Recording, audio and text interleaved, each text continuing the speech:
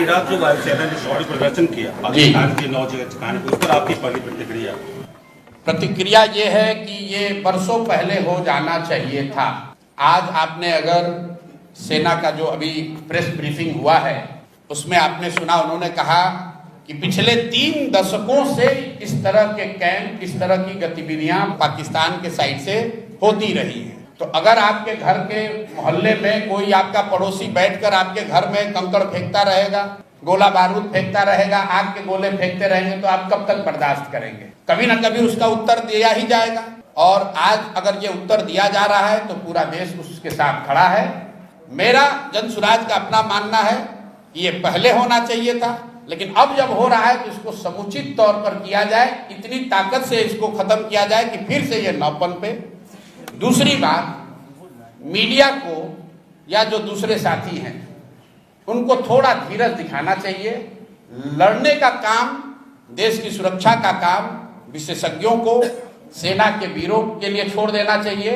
Studio में बैठकर नया नया शगुफा छोड़ने की जरूरत नहीं है।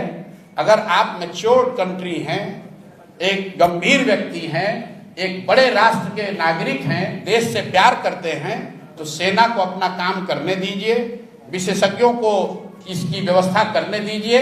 हमसे आपसे अपेक्षा ये है कि हम लोग पूरी तरीके से अपने प्रार्थनाओं में, अपनी दुआओं में, अपनी भावनाओं में, अपने कार्यशैली में सेना के प्रति, और जो सेना के साथ जो साथी इसमें जुड़े हुए हैं, जो इस काम को कर रहे हैं, हम लोग उनके साथ खड़े रहें। इसका मजाक न बनाएं, इसको टीआरपी बढ़ाने का जरिया न बनाएं। ये गंभीर मामला है। और हम लोग अंतिम बात इसमें ये कहना चाहते हैं कि जनसुराज परिवार की ओर से हम लोग इस बात के लिए प्रार्थना करते हैं कि कोई भी भारतीय नागरिक, कोई भी जवान उस हताहत न हो, भगवान न करे किसी के साथ कोई दुर्घटना ना हो। आपके हमारे लिए ये कहना बहुत आसान है कि फलाना आदमी, इतने लोग शहीद हो गए। आपके लिए वो कहानी हो सकती है, किसी के लिए वो परिवार है, किसी के लिए वो जिंदगी है। तो हम लोग ये प्रार्थना करते हैं कि ये जो भी कार्रवाई चल रही है, इसमें भारत के लोगों का, जो साथी, जो यहाँ के वीर पुत्र, जो लोग लड़ रहे हैं या जिनको जो जिम्मेवारी दी गई है, जो जिम्मेवारी निभा रहे हैं, उनमें से कोई हताहत न हो, उनके साथ दुर्घटना ना हो।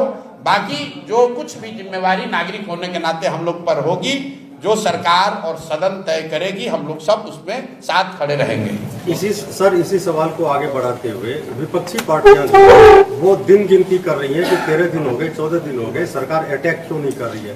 क्या किसी देश पर अटैक कर देना इतना आसान है? हम उदाहरण के तौर पर इजराइल और रसिया को देख रहे हैं। देखिए, मैंने पहले कहा कि ये समय नहीं है एक दूसरे पर छीटाकशी करने का। लड़ाई कोई पार्टी नहीं लड़ती है, न पक्ष वाली पार्टी लड़ रही है, न विपक्ष वाले लड़ रहे हैं। देश के बच्चे लड़ रहे हैं, इस देश के युवा लड़ रहे हैं। तो इस पर राजनीति नहीं कीजिए।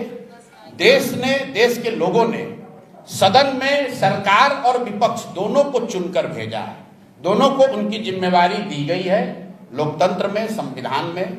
उनको साथ मिलकर जो देश की सेना कर रही है, जो विशेषज्ञ कर रहे हैं, उसके साथ हम लोग को खड़ा होना है। उनको ऑपरेशनल फ्रीडम है, जैसा कि हम लोग प्रेस से पढ़ रहे हैं, लेकिन जो राजनीतिक नेतृत्व है वो तो देश की सरकार को ही करना है। जब इंदिरा जी थी तब कांग्रेस की सरकार थी, तब भी सब लोग साथ खड़े थे। आज भाजपा की सरकार है, तब भी साथ खड़े सब होंगे।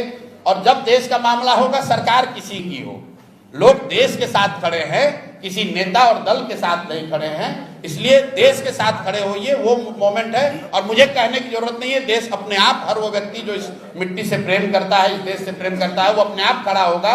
उसको किसी नेता के सलाह की जरूरत नहीं है। सर, आम जनता तो साथ में है, लेकिन जो राजनीतिक पार्टियां जिस हिसाब से स्टेटमेंट देती है, इसका भाई देखिए, लोकतंत्र है, हर व्यक्ति वक्तव्य देने के लिए स्वतंत्र है। वो किस भाषा का प्रयोग करता है, वो अपनी किस सोच को दर्शाता है, ये जनता तय करती है। हमने अपनी ओर से, अपने जनसुराज दल की ओर से, अपने साथियों की ओर से जो कहना था वो कहा। मैं फिर से आग्रह यही करूंगा कि मुझे जैसा लगता है, एक जो कमी हम लोग अभी देखते हैं अपनी व्यवस्था में, कि इसको मीडिया ट्रायल ना बनाया जाए, इसको मजाक का मुद्दा ना बनाया जाए।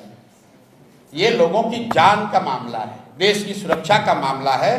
कोई भी वक्तव्य देने से पहले, मुझे लोग सुबह से कह रहे हैं भैया तुरंत वक्तव्य दीजिए, मैंने सुबह से कोई वक्तव्य नहीं दिया है, क्योंकि सेना का जब वक्तव्य आ गया उसके बाद ही कुछ बोलना सही है।